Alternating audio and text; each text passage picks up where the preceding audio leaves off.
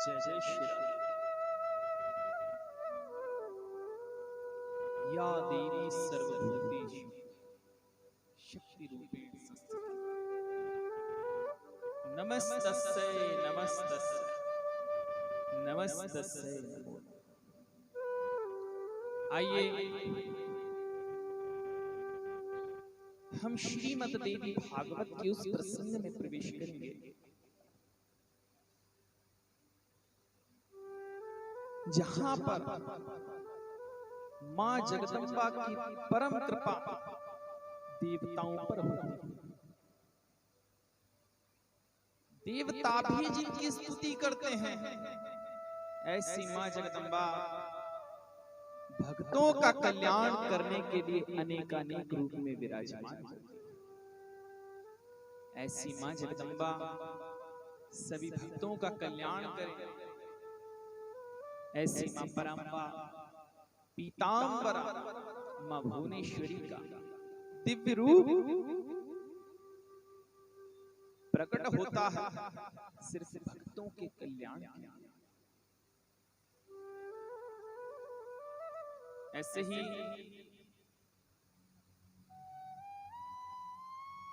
श्रीमद् देवी भागवत में पंचम स्कंद में प्रवेश करते ही राजा जन्मेजय का वेद व्यास जी से प्रश्न हुआ कि महाराज बताइए, मां की परम कृपा तो आपने मुझे बता दी, लेकिन बताइए कि देवताओं के लिए भी कभी मां ने जगदंबा ने अनेकानेक रूप धारण किए हैं। तो आज वेद व्यास जी कहते हैं, राजा ऐसी एक बार नहीं अनेकानेक बार ऐसी मां की कृपा देवताओं के ऊपर हुई। हर अवतार में, चाहे द्वापर हो, त्रेता हो, चाहे सतयुग हो, द्वापर में जब भगवान कृष्ण ने लीला स्वरूप इस धराधाम पर आए, तब मां ने कई प्रकार से उनकी रक्षा की। भगवान राम बनकर आए त्रेता में, तब भी मां जगदंबा ने परम सहायता और परम कृपा देवताओं पर की। शक्ति की अनुकंपा कृपा इस धराधाम पर हमेशा होती आई। राजा, आप पूछ रहे हैं तो मैं आपके प्रश्न को भली भांति जान चुका हूं कि आप क्या पूछ रहे हैं। हाँ, ऐसी एक विशेष कृपा भी हुई है जिसमें मां जगदंबा ने अपना विराट रूप प्रकट किया। मां जगदंबा 18 भुजाओं से देवताओं पर कृपा करने के लिए प्रकट हुई। ऐसा प्रसंग सुना है आपने? कहा गुरुदेव, आज यही प्रसंग नैमिषारण्य के पावन पुण्य तीर्थ पर सूत जी महाराज 88,000 ऋषियों को श्रवण करवा रहे हैं। और यही प्रसंग राजा जन्मेजय, परीक्षित राजा के पुत्र राजा जन्मेजय को स्वयं द्वैपायन वेद व्यास जी आज श्रवण करवा रहे हैं। ऐसे दिव्य प्रसंग को सुनकर जन्मेजय गदगद हो गए। कहा महाराज, मां के प्रसंग तो इतने दिव्य हैं, अद्भुत हैं कि मैं इनको सुनकर कृतकृत्य हो गया।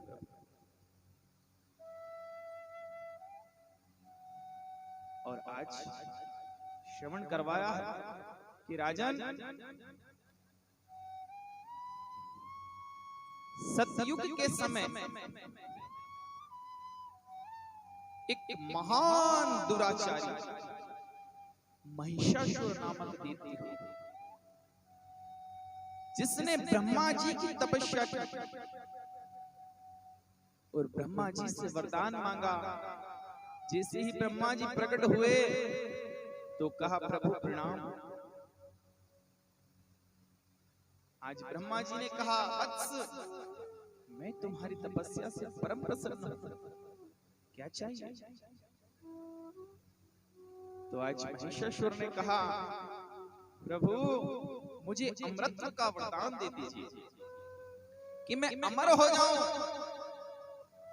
तो आज ब्रह्मा जी ने कहा, अरे भक्त, इतना बावला है रे तू, ये भूल गया कि संसार का नियम है, चाहे देवता हो या मनुष्य हो, चाहे भू भुवः स्वः महा जनः तपः सत्य, सात ऊपरी तल हो, अतल वितल सुतल रसातल महातल और पाताल, सात नीचे के तल हो। इन 14 भुवनों में चाहे कोई प्राणी रहता हो, चाहे वो मनुष्य हो या देवता हो, जो आया है राजन, उससे जाना पड़ेगा। इस संसार का नियम है कि जो बनाया है, जो बना है, उसे मिट जाना है। जो आया है उसे जाना है, और जो गया है उसे आना है। ये काल चक्र है राजन। और ये बातें हम भी भूल जाते हैं कभी सभी, जब अनर्गल कर्मों में हम जब हमारी रुचि बढ़ती है तो हम संसार के नियम भूल जाते हैं। पाप में जब प्रवृत्ति हो जाती है, चाहे थोड़ा सा धन कमाने की बात आ जाए, तो हम ये भूल जाते हैं कि ये संसार के जो प्रपंच हैं 2, 4, 10 साल 50 साल के हैं, एक दिन हिसाब पूरा ऊपर देना, ये बातें हम भूल जाते हैं। और तुलसीदास जी लिखते हैं कि काम क्रोध मद लोभ सब नाथ नरक के पद। ये नरक में ले जाने वाली चीजें हैं, इनके पीछे मनुष्य दौड़ता रहता है। जीवन भर धन कमाता और अंत समय में जिस शरीर के द्वारा वो धन कमाया है, उस शरीर को ही बनाने के लिए, उसे बचाने के लिए पुनः वो धन लगा देता है।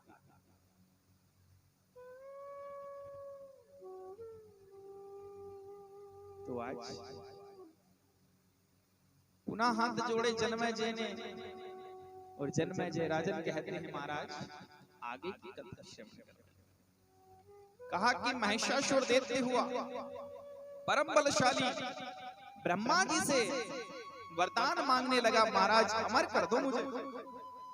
तो आज ब्रह्मा जी ने कहा, देखो भक्त, तुम्हें जो मांगना हो मांग लो, अमर तो हम ना कर सके, क्योंकि जब हमारी भी एक सत्ता है, समय है, जिस पद पर हम नियुक्त हैं, उससे आज नहीं तो कल हमें हट जाना है। और हम भी आए हैं तो एक दिन हमें भी जाना है। तो बताइए तुम्हें अमर कैसे कर दें? तो आज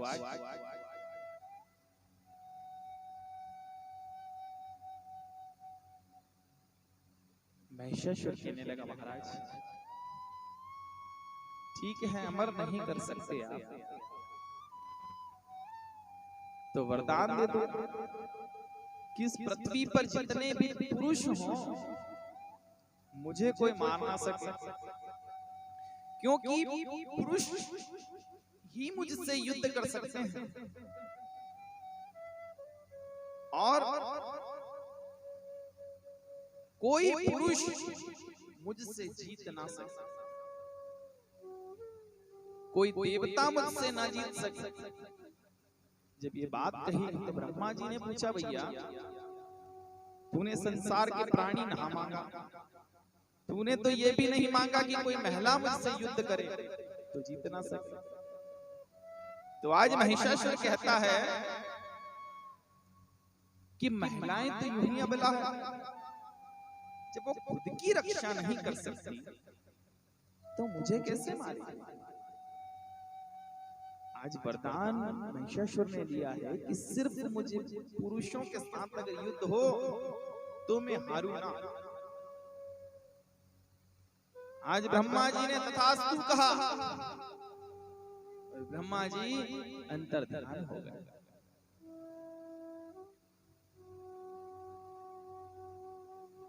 राजा जन्मेजय ने पूछा, महाराज एक बात बताओ कि ये जो महिषासुर है ये कौन है, किसका पुत्र है।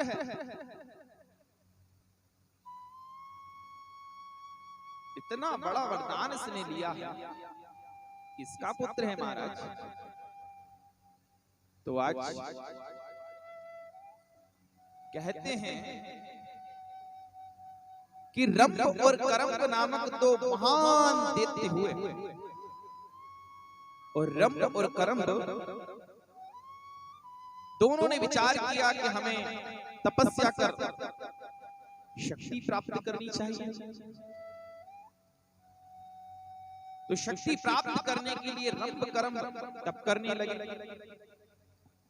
तो रंभ जो थे वो ऊंची शिखर पर जाकर तप करने लगे और करम्ब नामक जो दैत्य थे वो जल में प्रविष्ट हुए और जल में तपस्या करने लगे। इंद्र ने जब देखा कि अगर इसने तपस्या की और इसके पुण्यों का भार अगर बढ़ गया तो ऐसा ना हो कि इंद्रासन पर आकर बैठ जाए। तो उसी द्वेष के कारण इंद्र ने मगरमच्छ का रूप धारण किया और करम्ब का पैर उस जल के अंदर पकड़ लिया। वहीं पर करम्ब की जीवन लीला समाप्त हो गई। रंभ उच्च शिखर पर तप करने लगे, अनेकानेक प्रकार से तप किया, कहीं भगवान की अनुकंपा ना दिखी तो आज अग्नि के सन्निकट गए हैं, प्रणाम किया और कहा अग्निदेव आज मैं अपने प्राणों को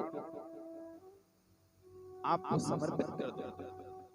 इस प्रकार से कहकर एक तलवार ली है और करम्ब ने अपने मस्तक को पकड़ा और जैसे ही काटने के लिए उद्यत हुआ है तो आज साक्षात अग्निदेव प्रकट हुए और अग्निदेव ने कहा राजन तुम दैत्य हो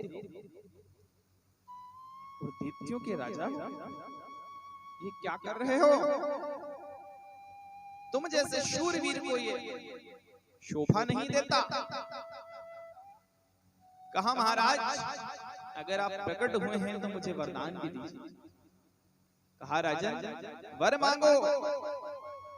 आज वर मांगा है कि महाराज मुझे एक पुत्र प्राप्त हो और वो पुत्र ऐसा हो कि संसार चराचर भूमि पर राज्य करे, ऐसा पुत्र मुझे प्राप्त हो। कहा राजा तथास्तु ऐसा ही होगा और जिस किसी पर तुम मोहित हो जाओगे उसी से तुम्हें पुत्र की प्राप्ति हो जाएगी। आज अग्निदेव ने ऐसा वरदान दिया और रंभ आए हैं, राज्य करने लगे। एक दिन दैत्य प्रवृत्ति के कारण एक महिषी वहीं से गुजर रही थी और महिषी के ऊपर दैत्य प्रवृत्ति के कारण रंभ मोहित हो गए और रंभ जब मोहित हुए तो उसी के साथ उसे उन्होंने पत्नी रूप में बना लिया। जब ये दृश्य एक दिन एक महिषी ने देखा तो महिष उस महिषी पर मोहित हुआ। ये दृश्य देखते हुए रंभ में और उस महिष में घोर युद्ध होने लगा। और इस प्रकार से युद्ध हुआ कि उस महिष के हाथों रंभ की जीवन लीला समाप्त हो गई। फिर वही महिष उस महिषी के पीछे दौड़ने लगा। भागते भागते भागते वहां महिषी छुपने के लिए स्थान ढूंढने लगी। सामने से जब यक्षों को आते देखा तो वहां महिषी यक्षों के सन्निकट जाकर छुपी, क्योंकि रंभ यक्षों का बड़ा प्रिय था। उन यक्षों ने उस महिषी की रक्षा की और उस महिष को अपने तीखे तीखे बाणों से वहीं पर मार डाला। इधर महिषी ने विचार किया कि मेरे स्वामी की तो मृत्यु हो चुकी है और उनका जो पुत्र है वो मेरे गर्भ में है। अब मैं भी सती होना चाहती हूं, मैं सती होना चाहती हूं। तो आज सती होने के लिए अग्नि की व्यवस्था की गई और महिषी ने अपनी गोद में उस रंभ का मस्तक रखा और अग्नि प्रकट हुई है।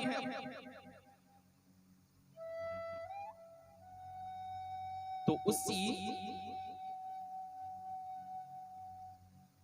महिषी के गर्भ से एक विचित्र पुत्र उत्पन्न हुआ, जिसका नाम रखा गया महिषासुर। और कहते हैं कि जिस रंभ की मृत्यु हुई उसी रंभ के अंश स्वरूप उसी अग्नि से प्रकट हुआ महान दैत्य रक्तबीज,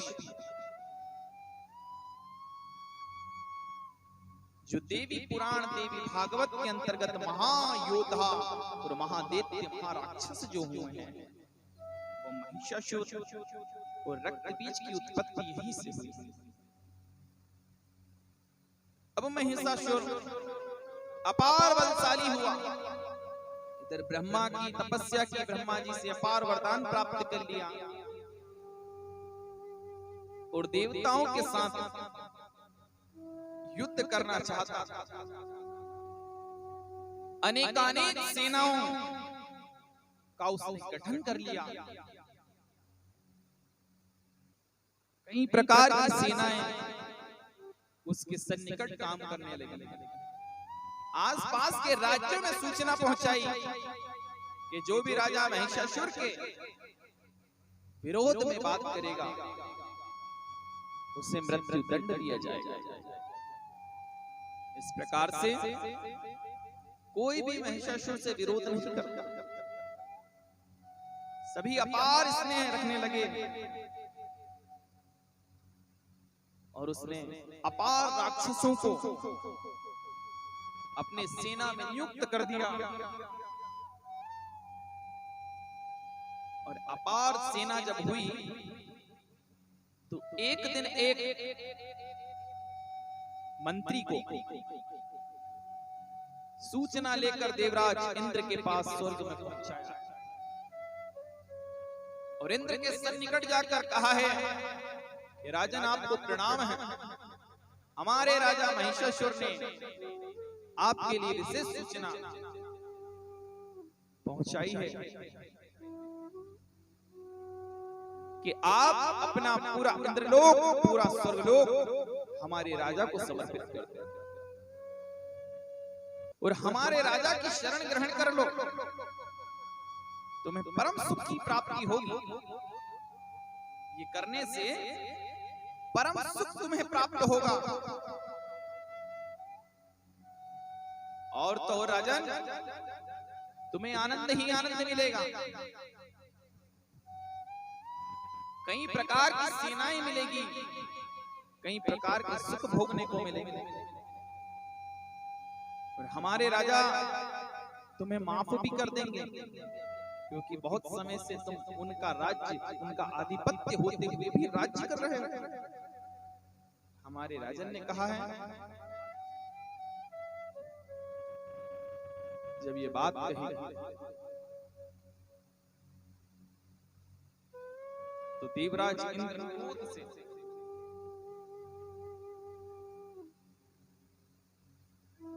कहने लगे कि तुम्हारा राजा एक भैंसा है ना, महिष, मुझे चुनौती देता,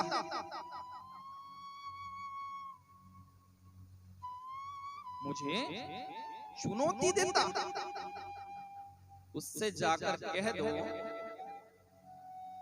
कि अगर मेरे साथ अगर युद्ध हुआ तो वो महिष मारा जाएगा, और अगर उसे अपने प्राण बचाने हैं तो वो ध्यान रखे कि वही मृत्यु लोक में रहकर अपना आधिपत्य चलाए। स्वर्ग पर उसे आधिपत्य चलाने की आवश्यकता नहीं, मेरे हाथ तो मारा जाएगा। दूत वचन सुनकर पुनः महिषासुर के पास आया। महिषासुर ने पूछा कि दूत, तुम इंद्र के सन्निकट से आए हो, इंद्र के पास से आए हो, क्या कहा है इंद्र ने? आज हाथ जोड़कर दूत ने कहा कि इंद्र ने ऐसी बात कही राजन कि मैं आपसे कह नहीं सकता, और एक दूत के मुख से ऐसी बातें निकले, ये शोभा नहीं पा सकता। ऐसी बातें एक दूत के मुख से अपने राजा के लिए शोभा नहीं पाएगी महाराज, आप ना ही सुने तो अच्छा है। आज महिषासुर समझ गया कि इंद्र ने मेरे बारे में कुछ तो ऐसा कहा है जो दूत कह नहीं सकता। जब ये बात हुई तो आज इधर देवराज इंद्र ने स्वर्ग से जाकर आज बृहस्पति जी को प्रणाम किया और कहा, महाराज कि महिषासुर की सूचना प्राप्त हुई है, महाराज रक्षा कीजिए, कुछ परामर्श दीजिए, कुछ बताइए क्या किया जाए। बृहस्पति जी ने कहा कि राजा, अगर आप युद्ध भी करते हैं तो एक पक्ष की जीत और दूसरे पक्ष की हार तो निश्चित है,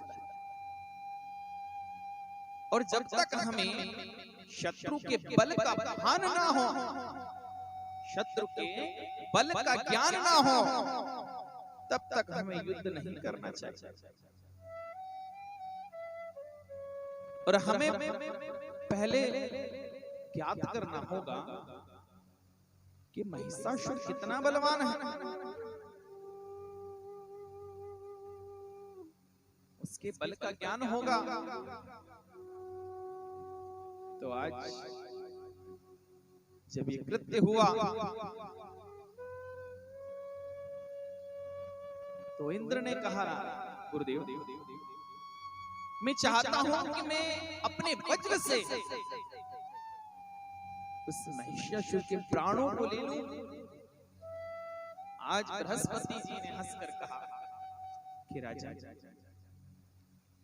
मैं इन बातों को क्या समझूं कि तुम युद्ध के लिए गत हो रहे हो, या तुम्हारा अभिमान ये बात कह रहा है।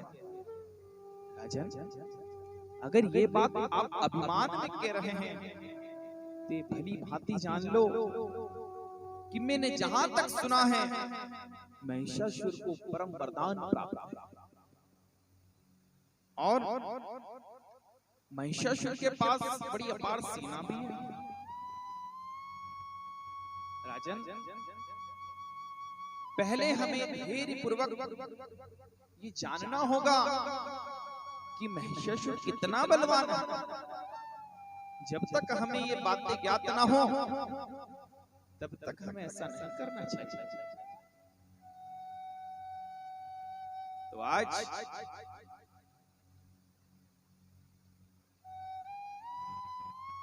इंद्र को ये बात बृहस्पति जी ने कही। इधर धीरे धीरे समय हुआ, बृहस्पति जी का परामर्श इंद्र को प्राप्त हुआ। बृहस्पति जी ने कहा, राजा मैं कोई ना कोई ऐसा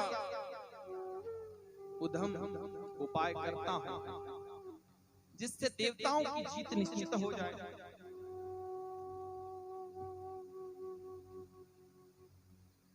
तो आज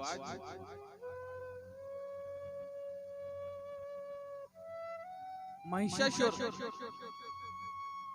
इधर चला है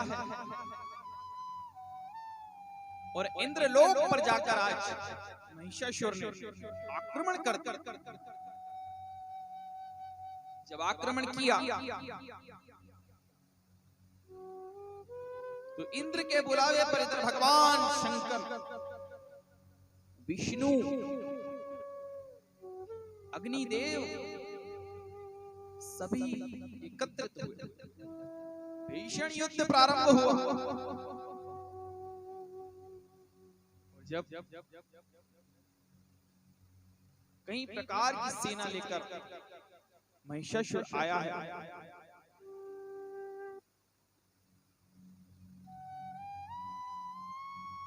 तो आज इधर भगवान शंकर युद्ध कर रहे हैं, इधर विष्णु जी युद्ध कर रहे हैं और महिषासुर की सेना अपार बलशाली योद्धा युद्ध कर रहे हैं।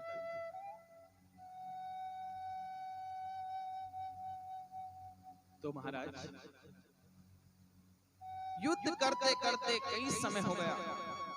महिषासुर के कई सैनिक भीषण युद्ध में मारे गए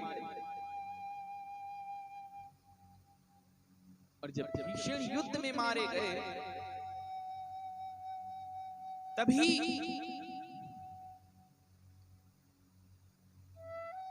महिषासुर का परम मित्र शंबरासुर माया का बड़ा चमत्कार, उसने ऐसी माया फैलाई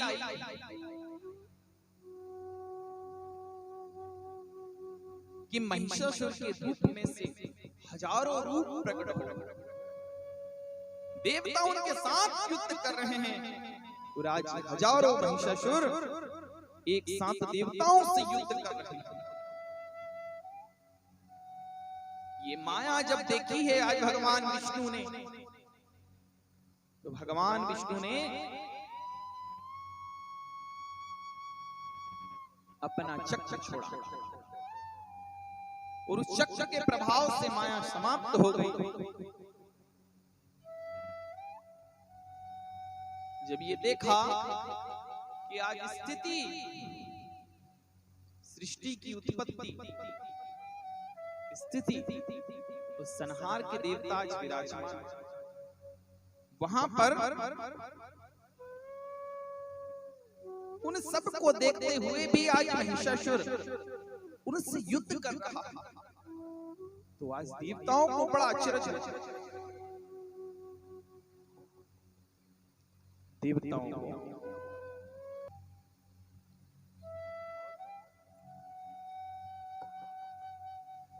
और महाराज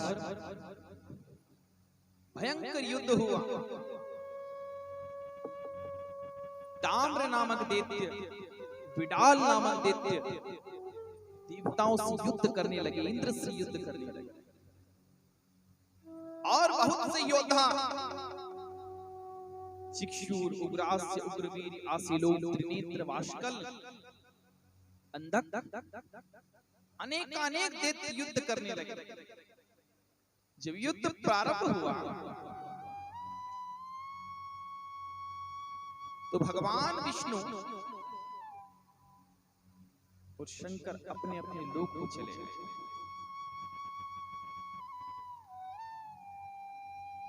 और देवता वरुण, इंद्र, ये सभी युद्ध भूमि में डटे रहे। युद्ध चलता रहा और सभी दैत्यों ने जब कवच पहनकर युद्ध प्रारंभ किया तो महाराज आज सभी देवता युद्ध भूमि छोड़कर भाग गए। जब युद्ध भूमि छोड़कर भागे हैं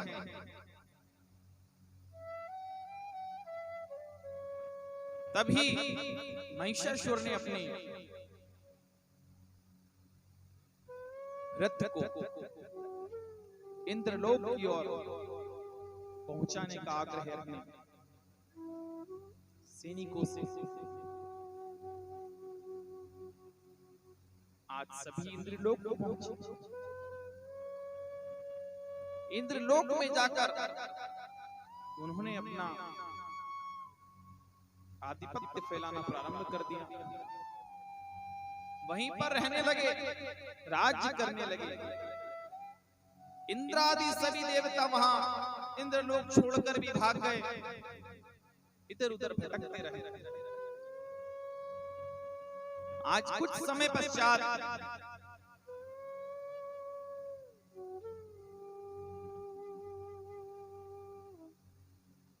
आज इंद्रादि देवताओं ने बृहस्पति जी को पुनः प्रणाम किया और कहा, महाराज ऐसा कब तक होगा कि हम इधर उधर भटकते रहेंगे? आज संपूर्ण साम्राज्य, सारी प्रजा, देवता, मनुष्य, गंधर्व, राक्षस, यक्ष सभी महिषासुर के अधीन हो गए हैं। आज हर ओर महिषासुर का आधिपत्य हो गया है। कुछ तो कीजिए महाराज। बृहस्पति जी ने कहा कि चलो ब्रह्मा जी के पास चलते हैं। आज ब्रह्मा जी के सन्निकट गए, प्रणाम किया। ब्रह्मा जी से यही बात कही, महाराज कब तक होगा, क्या किया जाए? हम आपके पुत्र देवता दर दर भटक रहे हैं, हमें तो रहने के लिए आसरा तक नहीं है। तो आज ब्रह्मा जी ने कहा, चलो कैलाश पर चलते हैं। भगवान भोलेनाथ हमारे संकटों का निवारण करें। आज कैलाश की ओर चलें और भगवान भोलेनाथ से आग्रह किया, निवेदन किया, प्रभु प्रणाम, कुछ ऐसा कीजिए कि आपके भक्त और हम देवताओं की रक्षा। महाराज आपके पुत्र हम दर दर भटक रहे हैं, कुछ तो करो। कब तक महाराज हम दर दर भटकेंगे, हमारे राज्य से अच्युत रहेंगे? और हम कब तक उधम करें? क्योंकि महाराज हमने युद्ध भी करके देख लिया। ब्रह्मा जी का परम वरदान कि उसे कोई पुरुष मार नहीं सकता। और महाराज जो देवियां हैं, लक्ष्मी, पार्वती, सरस्वती, इनमें इतनी शक्ति नहीं है कि इन्हें मार दे, क्योंकि अपार बल इन्हें दैत्यों में है और वरदान से और उनका अपार बल बढ़ चुका है।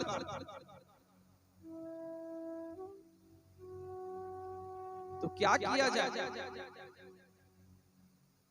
जब ये बात हुई तो आज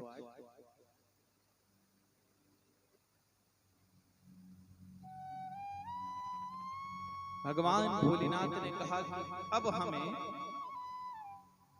भगवान विष्णु के पास चलना चाहिए। भगवान विष्णु ही हमारे संकटों का निवारण कर सकते हैं।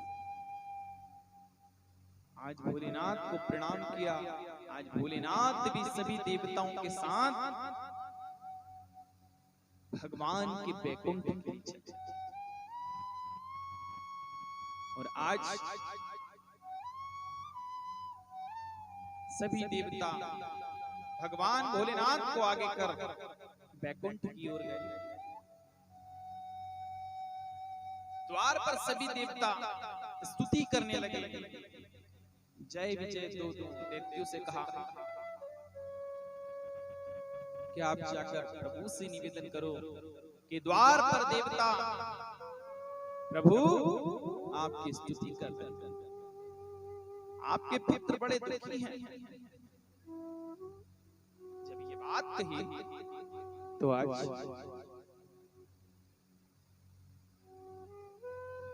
जय ने जाकर कहा कि प्रभु अग्नि, वरुण, इंद्र, प्रभु ब्रह्मा, भगवान शंकर, सभी देवता, वसु, अश्विनी कुमार, सभी द्वार पर आपके दर्शनों की अभिलाषा स्तुति कर रहे हैं। प्रभु रक्षा कीजिए, रक्षा कीजिए। इस प्रकार से अनेकानेक प्रकार से आपकी स्तुति कर रहे हैं। जब आज भगवान ने सुना तो आज प्रभु ने आदेश किया कि देवताओं से कहो कि भवन में प्रवेश कर। आज देवता आए हैं। भगवान विष्णु को प्रणाम किया और प्रणाम कर कहने लगे माधव शांताकारं भुजगशयनं पद्मनाभं सुरेश्वरम्। आज कहा महाराज कि शांताकारं भुजगशयनं पद्मनाभं सुरेशं विश्वाधारं गगनसुदर्शं मेघवर्णं शुभांगं लक्ष्मीकान्तं कमलनयनं योगिर्भिध्यानगम्यं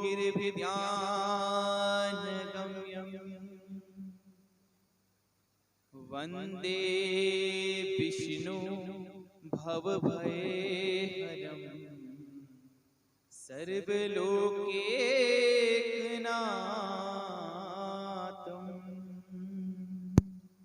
महाराज आपको प्रणाम है। रक्षा कीजिए प्रभु। शांत चित्त आप यहां विराजमान हैं। प्रभु आपके भक्त तो इतने दुखी हैं कि दर-दर भटक रहे हैं। आप उनकी तो रक्षा कीजिए। जब ये बात कही तो कहा क्या हुआ महाराज? कहा कि महिषासुर से बड़े दुखी हैं महाराज, कुछ तो कीजिए। जब अनेकानेक प्रकार से सभी देवताओं ने आज मंत्रणा की तो आज भगवान विष्णु ने कहा कि एक कार्य हो सकता है कि देवियों में इतनी शक्ति नहीं है, पर हम हमारे तेज से एक ऐसी शक्ति का हम प्रयत्न कर सकते हैं। प्रभु ने कहा कि हम प्रयत्न कर सकते हैं।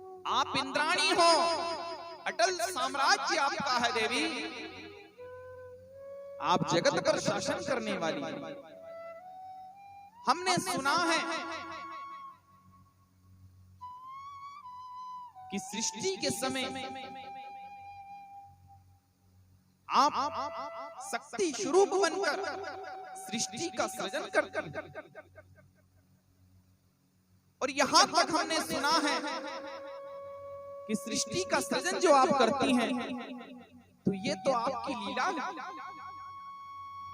और आप इसका सृजन इसलिए करती हैं कि आप इनके साथ क्रीड़ा कर सके देवी, और इस क्रीड़ा करने के लिए आप सृष्टि का सृजन करती हैं। वही लीला देखने के लिए आप उसका पालन भी करती हैं, और जब आपका हृदय तृप्त हो जाए तब आप इस सृष्टि का संहार कर देती हैं। ब्रह्मा में इतनी शक्ति नहीं है कि ब्रह्मा इस सृष्टि की उत्पत्ति कर सके, लेकिन आपने ऐसा आशीर्वाद और ऐसी शक्ति उन्हें प्रदान की है कि उस शक्ति के वशीभूत सृष्टि का सृजन कर देते हैं। विष्णु में इतनी शक्ति नहीं है कि इसका पालन कर सके, पर देवी आपने चराचर ब्रह्मांड को, चराचर जगत को पालन करने का सौभाग्य उन्हें प्रदान किया। जब जब संकट आता है तो देवी आपने तो कई प्रकार से रूप धारण किए, पालन विष्णु नहीं कर सकते, पर हमने यहां तक सुना है कि जब जब पालन के दौर में और पालन की क्रिया में कोई बाधा आती है तो आप साक्षी बन जाते हैं। एक समय तो ऐसा आया कि आपने अनेकानेक नेत्र अपने सारे शरीर में धारण किए, उन नेत्रों से वर्षा की। जिस समय इस भूमि पर जल की बड़ी विपदा, भोजन की बड़ी विपदा आई, यहां तक कि संसार में जब अकाल हुआ तो आपने कई नेत्र बनकर और कई नेत्र अपने रूप धारण किए महाराज। देवी आप सताक्षी बनी, आपने कई प्रकार की सब्जियों की वर्षा प्रारंभ कर दी, कई प्रकार के फल बरसाना प्रारंभ कर दी। देवी आप तो स्वयं शक्ति स्वरूपा हो, और रुद्र में इतनी शक्ति कहां है कि सृष्टि का संहार कर दे। एक समय तो ऐसा आया देवी कि जहां आप महाकाली बनी और महाकाली का रूप धारण किया, तो रुद्र को भी आपके सामने नतमस्तक होना पड़ा। देवी आप तो शक्ति स्वरूपा हो, आप ही हमारे संकटों का निवारण कर सकती हैं। जगदम्बा कल्याण करो देवी, कल्याण करो।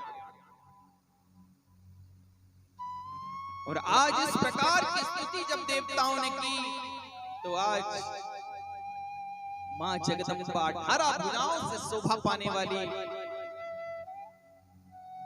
एक सुंदर सी मुस्कान अपने मुख पर और देवताओं से कहने लगी, देवताओं तुम्हारा कल्याण, जब जब तुमने मुझे पुकारा है मैं आई हूं, और मेरे भक्त मुझे जब जब पुकारेंगे सच्ची श्रद्धा के साथ संकट के समय मैं इनके लिए तोड़ी चली आती। देवताओं तुम्हारे संकट का निवारण मैं अभी कर देती हूं। तो आज मां जगदम्बा आज रणभूमि में पहुंची हैं और रणभूमि में पहुंचकर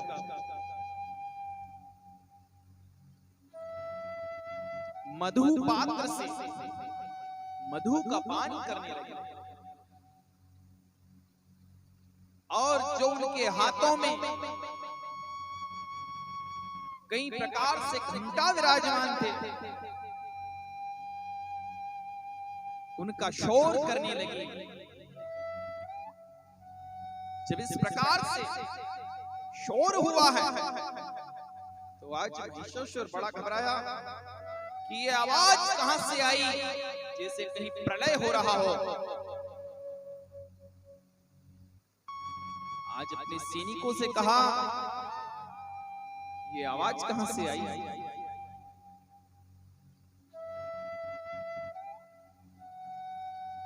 तो आज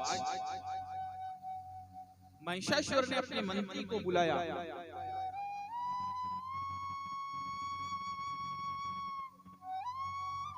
और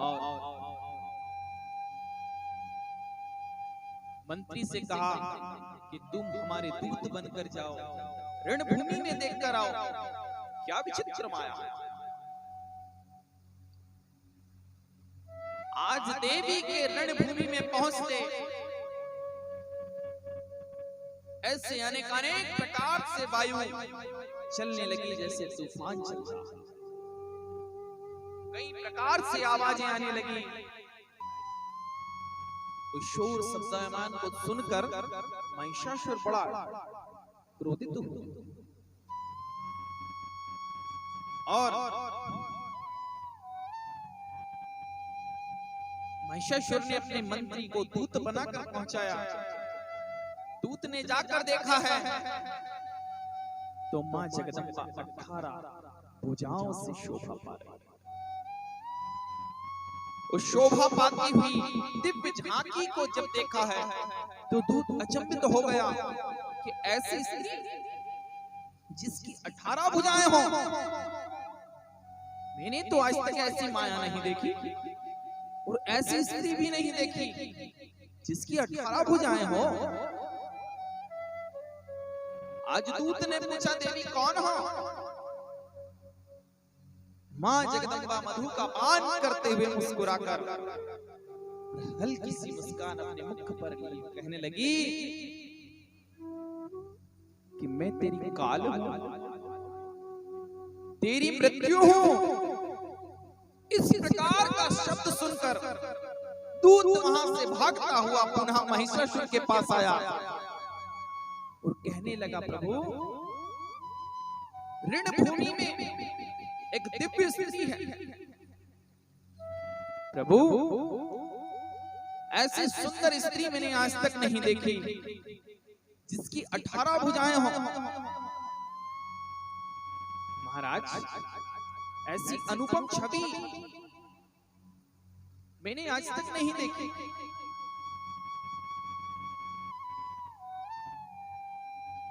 कहीं ऐसा ना हो कि ये देवताओं की कोई चाल हो, देवताओं ने कहीं मंत्रणा की हो और इस स्त्री को हमारे लिए पहुंचाया। महिषासुर ने कहा कि मुझे ब्रह्मा का वरदान है, मुझे कोई डर नहीं, और जहां तक तुम कह रहे हो कि सुंदर सी स्त्री हो तो जाओ तुम मेरे लिए उसे मना कर लाओ, मैं उसके साथ विवाह करूंगा। जब ये बात कही तो आज मंत्री पुनः गया, जाकर कहने लगा कि हमारे जो महाराज हैं वो आपके लिए ही बने हैं, हो सकता है कि आप भी उनके लिए ही संसार में बनी हो। बड़े विशाल काय हैं, सारे देवता हमारे महाराज के अधीन है, सारा संसार हमारे महाराज के अधीन है और तुम भी हमारे महाराज के अधीन हो जाओ। जब ये बात देवी से दूत ने कही तो देवी ने कहा कि अरे मूर्ख, तू जानता है कि जितने भी देवता हैं मैं इनका भी वर्णन नहीं कर सकती, क्योंकि मेरी शक्ति के आगे कोई देवता सामर्थ्य नहीं है। और तू जहां तक देख रहा है कि मैं एक स्त्री हूं, तो तू विचार कर ले कि ना मैं स्त्री हूं ना मैं पुरुष हूं। जब जब ऐसा समय मेरे भक्तों के सामने प्रकट होता है कि कोई संकट उन्हें सताता है, कोई संकट उन पर आता है, तो मैं अपना रूप स्त्री पुरुष रूप में अनेकानेक प्रकार से धारण कर सकती हूं। और तो मूर्ख जैसी बातें कर रहा है। तू जा और उस महिषासुर से कह दे कि वो स्वयं आए और युद्ध करे। जब इस प्रकार की बातें देवी ने कही तो आज तमतमा उठा कहने लगा, अरे सुंदरी, तुम्हें अपने यौवन का बड़ा अहंकार हो गया। हमारे स्वामी बड़े विशालकाय हैं और तुम उनसे युद्ध करोगी? तुम तो यूं ही अबला हो। और हमारे स्वामी महिलाओं पर हाथ नहीं उठाता, स्त्रियों पर हाथ नहीं उठाता, बालकों पर भी हाथ नहीं उठाता, उन्हें पाप लगेगा। देवी, आप हमारे स्वामी की शरण ग्रहण कर लो, वो तुम्हें अपनी पत्नी के रूप में वर्ण करना चाहते हैं। तो आज देवी ने कहा कि मूर्ख, तो जाकर महिषासुर को पहले यहां पर लेकर आ। जब अनेकानेक प्रकार से कहा तो आज दूत पुनः लौट गया। महिषासुर से जाकर कहा, महाराज वो देवी कोई विचित्र ही माया लगती है। वो कह रही है कि महिषासुर को पहुंचा यहां पर लेकर आ। जब ऐसी बात कही तो आज महिषासुर ने विचार किया, अपने सारे मंत्रियों को बुलाया, वो सभी मंत्रियों से विचार करने लगा कि क्या किया जाए।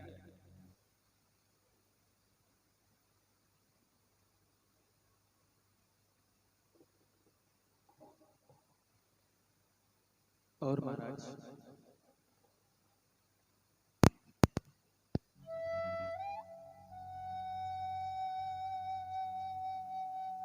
मंत्रिणा अनेक प्रकार से मंत्रणा की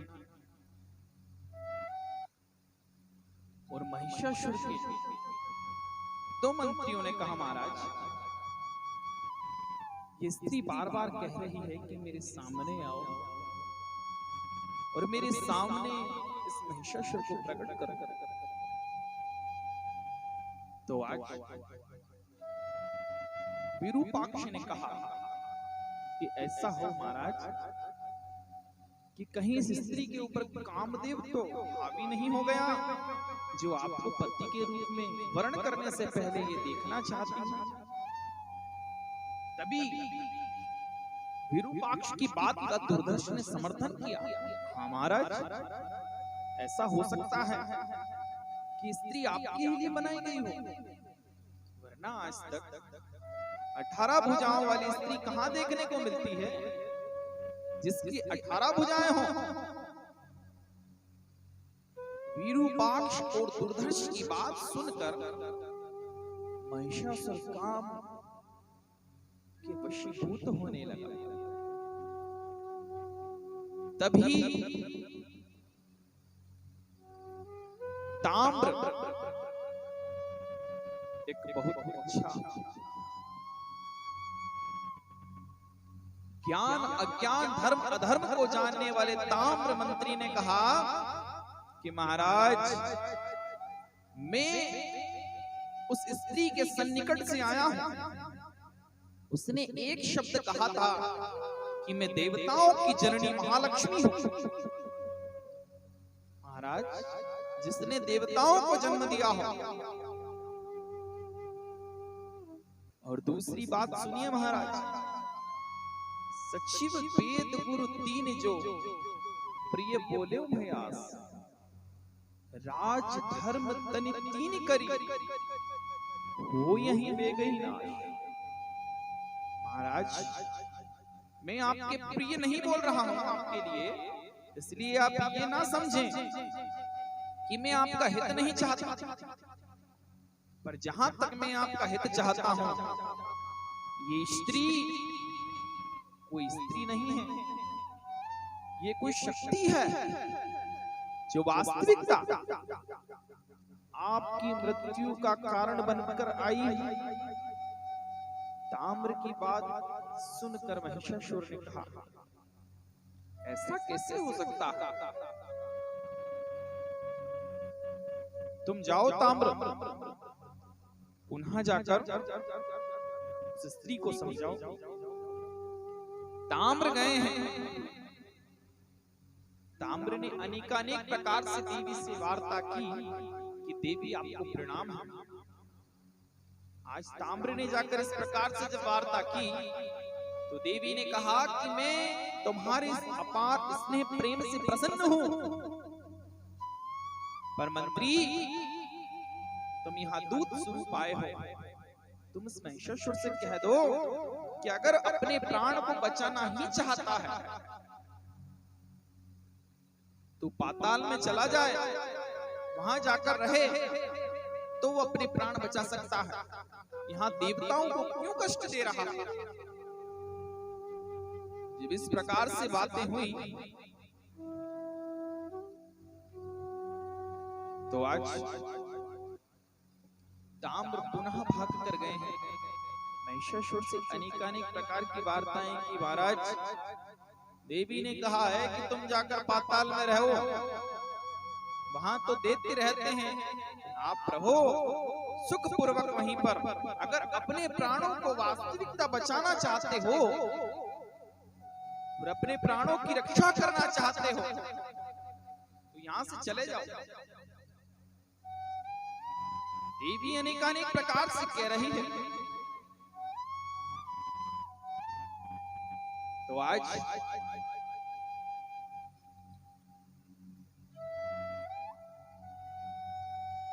महिषासुर ने कहा कि परम योद्धा वाष्कल दुर्मुख, जाकर तुम उस स्त्री को अब बलपूर्वक लेकर आओ। और बलपूर्वक का आदेश किया तो आज दुर्मुख और वाष्कल दोनों कवच पहन कर गए हैं। आज देवी के सामने जाकर विराजमान हुए।